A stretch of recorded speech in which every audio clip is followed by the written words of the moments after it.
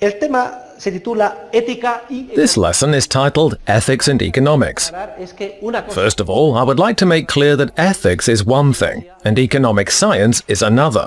trata sobre el deber Ethics deals with what ought to be, with the rules that should guide our behavior, while economic science studies the laws that shape the processes of social cooperation. de cooperación social.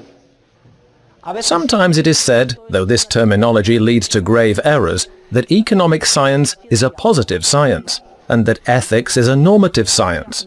One deals with what is, and the other with what ought to be. However, this terminology is highly misleading, because when economics is referred to as a positive science, it is usually implied that economics is an empirical science. People confuse the study of what is with the study of historical events. As we learned at the beginning of the course, economic science is not an empirical science. That is getting it backward. The methodology used in economics must be a prioristic deductive. To put it another way, we cannot approach the huge mass of historical events which surround us if we are not equipped with prior theoretical knowledge that permits us to interpret them. All facts are theory-laden, as Popper used to say. Popper is not a hero of mine, but he was quite right about this. Indeed, I would go even further than Popper does. In social science, there are no facts outside of theory. It is always necessary to have a prior theory in order to interpret and comprehend real events.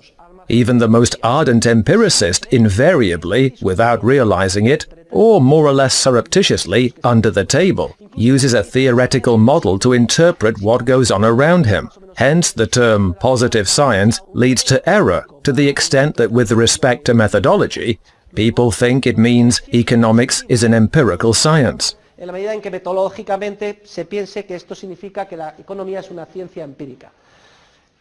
Lo que queremos decir cuando When this term is used properly, what we mean is that economic science studies what is, without regard to what is good or bad, or what ought to be. debe de ser lo que se These are normative considerations and fall within the sphere of ethics.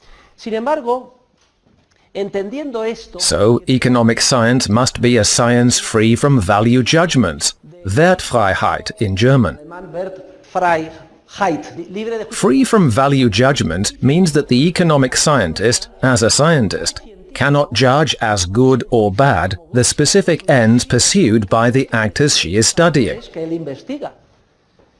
Porque For we research human action and its implications, and human actions pursues ends and seeks out means to achieve those ends, regardless of whether those ends appear to us to be good or bad. Therefore, economic science, as such, is a science free from value judgments. Nevertheless, though it is a science concerned with what is and not with what ought to be, even if we recognize the radical separation between economics and normative disciplines like ethics, which is concerned with what ought to be, scientific economic studies are enormously useful in adopting ethical stances. el campo de la ética. Imagínense, por ejemplo, Imagine, for instance, someone, and we cannot criticize him from the outside, who, for whatever reason, attaches very great value to equality. He is a young, idealistic person who feels that egalitarianism is essential. And as scientists, we cannot make a value judgment from the outside about his views, whether or not we like them. However, if this idealistic person comes here, studies economic science, and realizes that imposing equality from above destroys the process of social cooperation, entonces a lo mejor muy then very possibly he will question his subjective valuations. He will question his political values. es que esto que yo hago This goal I was striving for in good faith and with such enthusiasm is incompatible with the process of social cooperation.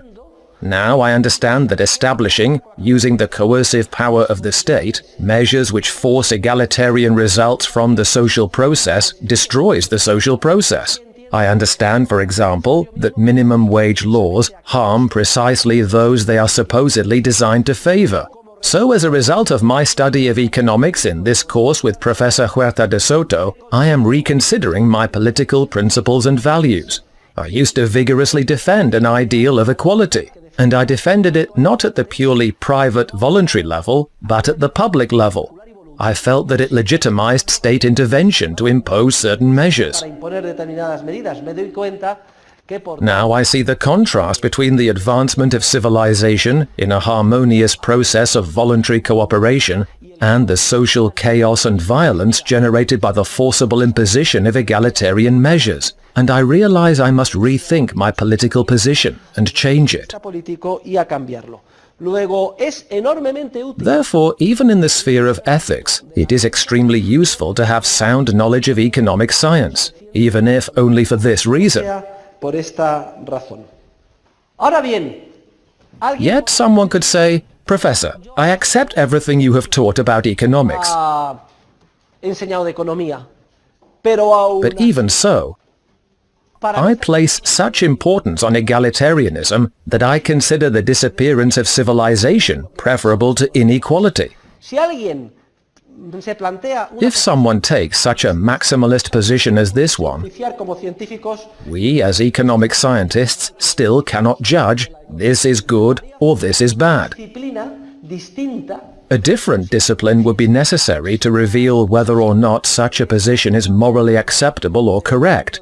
We would leave the sphere of economics, which, as we know, is a positive science and free from value judgments, and we would study a different discipline, ethics. That is, the scientific study of the principles that should shape social behavior. Ethics does deal with what is good and what is bad. Many theorists do not believe it is possible to develop an ethics discipline in objective terms, especially nowadays, when the most widespread subjectivism and relativism prevail in the spheres of morality and ethics. In contrast, I and a large group of other theorists do believe it is possible to develop an objective discipline of what is good or right and what is bad or wrong.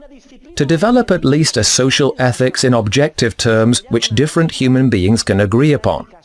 I repeat, this is something that is questioned, but efforts have been made along these lines. Attempts to construct an objective science of ethics, one which could permit us even to prove that what someone is doing is ethically wrong.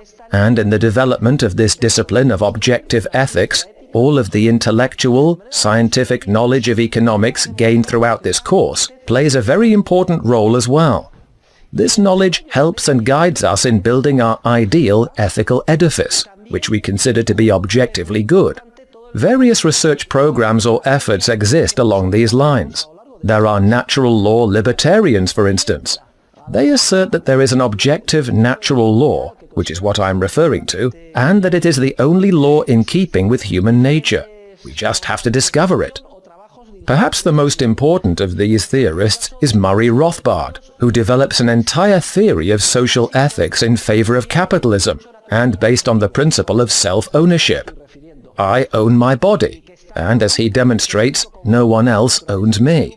And if we accept this, then I also own what I produce and what I appropriate, as long as it did not belong to anyone else, the principle of occupatio re nullius. Furthermore, I can then voluntarily exchange with others the fruits of my efforts. In this way, Rothbard develops an objective ethics of voluntary social cooperation, the foundation on which the capitalist system rests.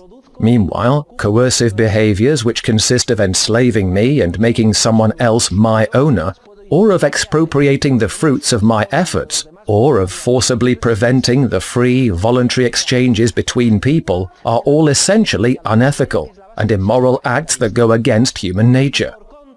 Robert Nozick, who was a philosophy professor at Harvard University and who died 16 years ago, also developed an entire objective theory of social ethics.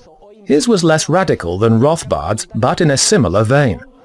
Another important line of research in this field is that of Professor Hans Hermann Hoppe, a German-born professor who studied under Habermas at the University of Frankfurt, later became a beloved disciple of Rothbard, and at the time of his retirement was an economics professor at the University of Nevada, Las Vegas. He currently lives in Turkey. Habermas is a German Marxist philosopher who developed his philosophy based on the criterion of argumentation. Well, Hoppe was a disciple of this Marxist.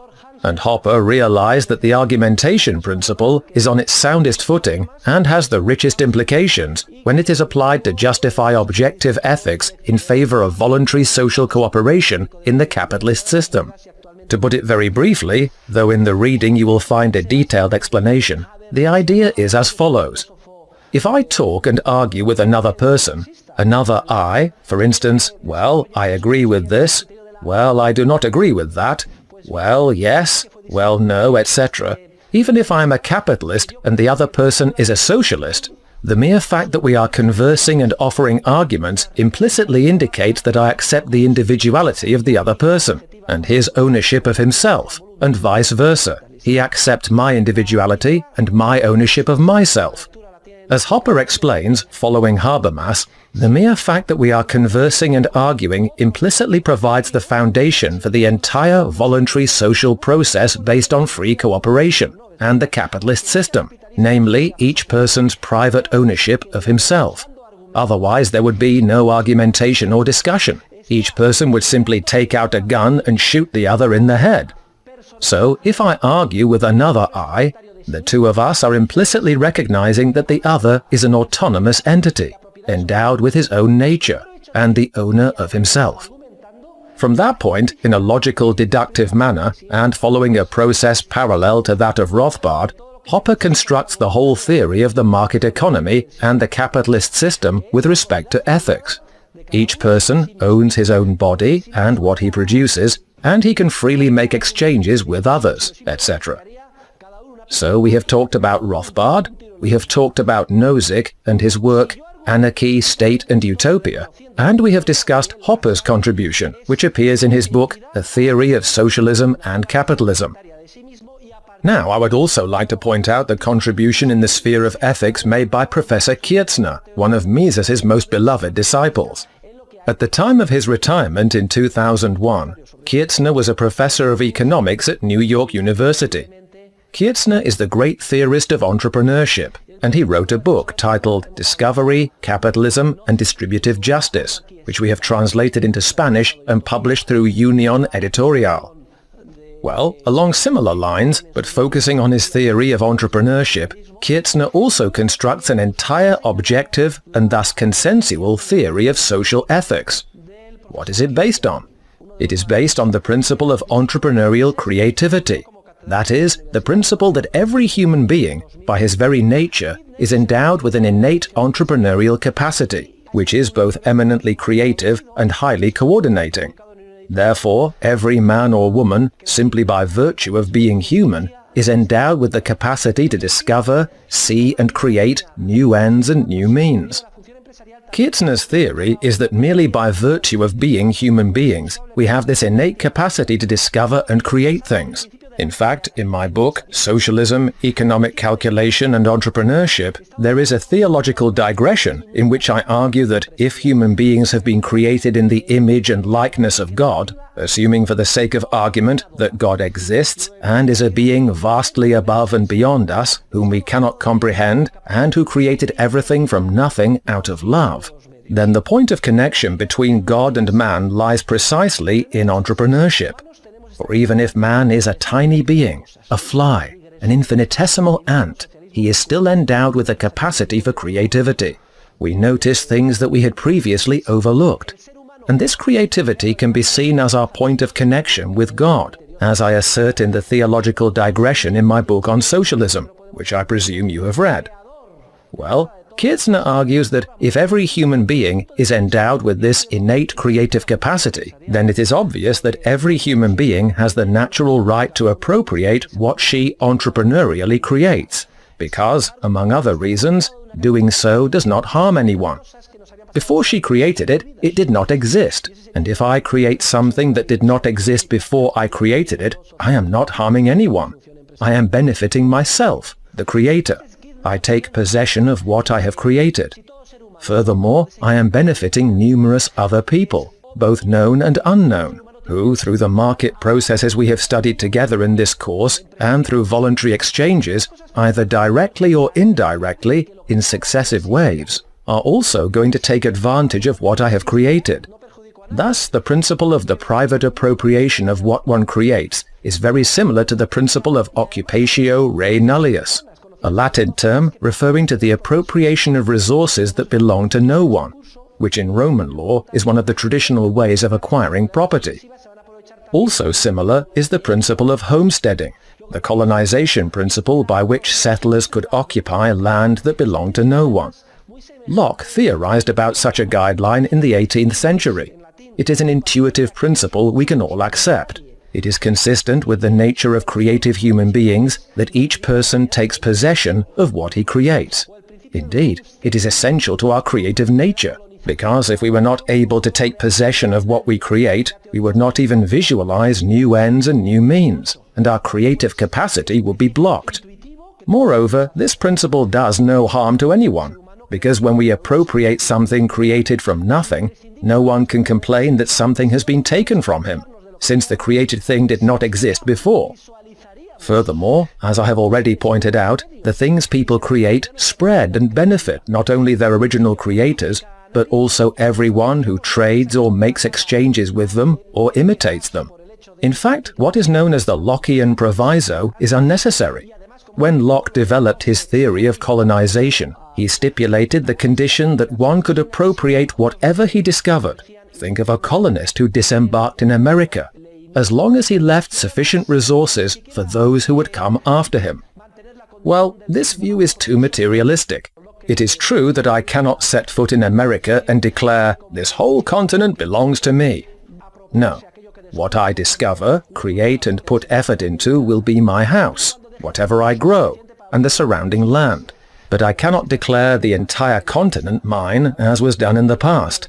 In the name of the King of Spain, all of this is mine up to such and such a parallel. In that sense, Locke had a point. But in far more abstract terms, like in Kirchner's writings, when I create something that did not exist before, whether it be a piece of artwork, an academic work, or a previously overlooked idea for a new entrepreneurial project, a new program, a new operating system, Windows 2000 or whatever, I need not worry about leaving sufficient resources for those who come after me, because we are not speaking in objective material terms about resources that could be blocked for those who came later. I have simply created from nothing something that did not exist in the world before I created it. No one could have said, "Mr. Miguel de Cervantes, please leave some of your ideas about Don Quixote unused, so that Avellaneda can write his spurious second part." No. The ideas already existed. They were there, and they belonged entirely to Cervantes. He took them up and wrote what would go down in history as one of the immortal works of mankind. Thus, the matter of the Lockean Proviso is resolved, thanks to the more abstract concept of the right to private property, based on the principle of entrepreneurial creativity which Kirchner develops in his work. You will see that these four efforts, and others that are being made, contribute to the building of a discipline which is objective, and thus consensual.